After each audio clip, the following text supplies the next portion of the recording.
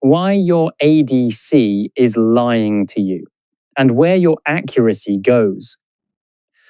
Why is your 12-bit ADC giving you readings that make absolutely no sense?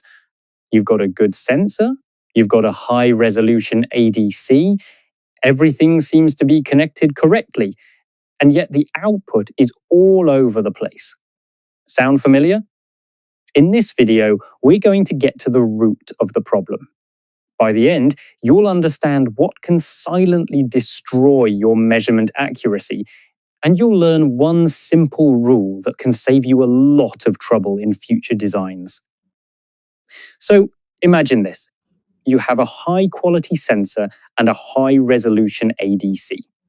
Everything is wired correctly, but for some reason, the measurements keep drifting or simply don't match what you expect. The problem may not be the ADC, and it may not be the sensor either. The real problem could be what happens between the two.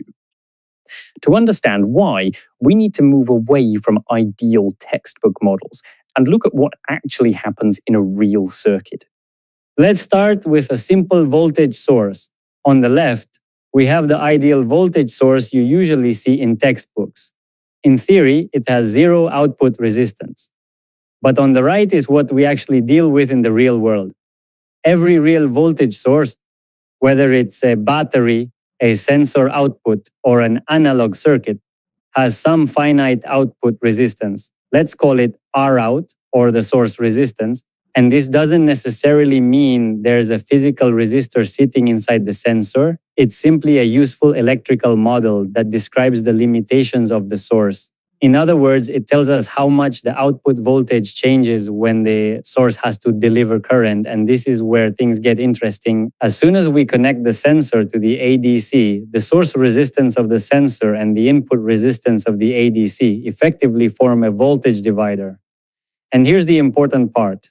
The ADC may never actually see the sensor's true output voltage. It only sees the voltage that remains after that divider. If the two resistances are comparable in magnitude, the voltage at the ADC input can be significantly different from the actual sensor output. Let's look at a practical example. Suppose we connect a sensor with an output resistance of 5 kiloohms to a microcontroller ADC with an effective input resistance of around 50 kiloohms. That alone gives us a measurement error of roughly 9%. Now, let's translate that percentage into ADC performance. An error close to 10% means that several of the lower bits of your ADC reading no longer represent useful signal information.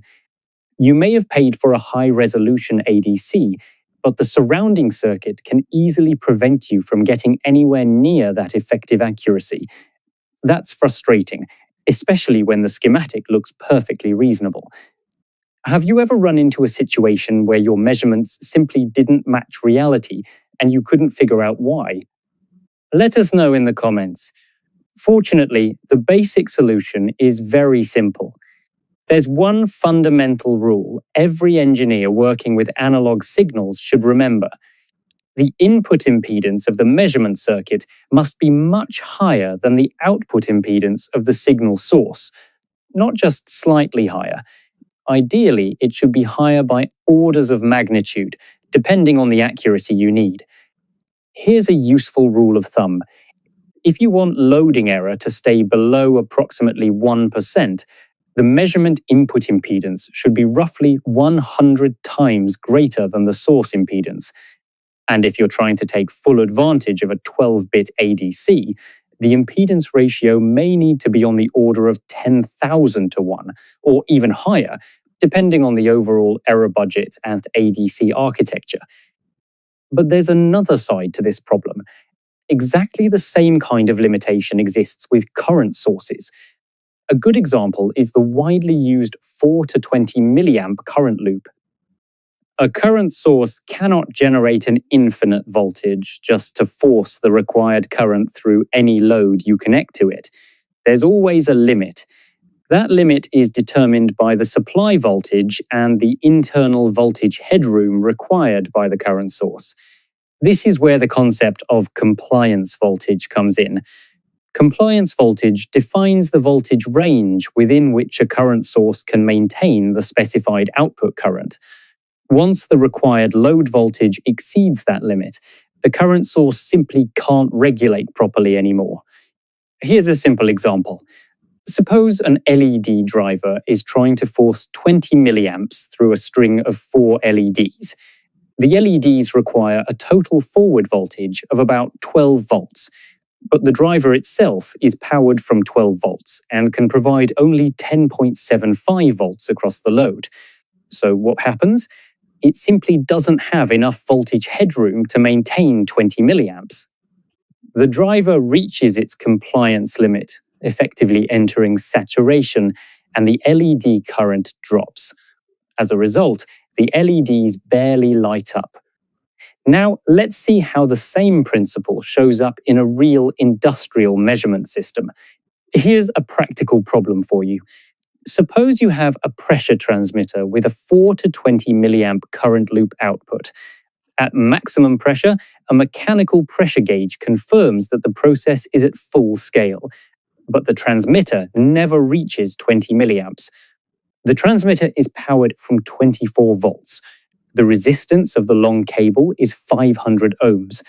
The measurement system uses a 250 ohm shunt resistor, and the transmitter itself requires at least 12 volts across its terminals to operate correctly. So here's the question. Is the pressure transmitter faulty, or is something else limiting the loop current? Do the calculation and post your answer in the comments. What voltage is required across the cable and the shunt at 20 milliamps? And after those voltage drops are taken into account, is there still enough voltage left for the transmitter itself? I'd be interested to see your conclusions. And if you found this breakdown useful, give the video a like. What we covered here is only a small part of what goes into designing reliable analog measurement circuits. If you want to go deeper into practical analog circuit design for real-world electronic systems, check the description below. You'll find a link to our full course there.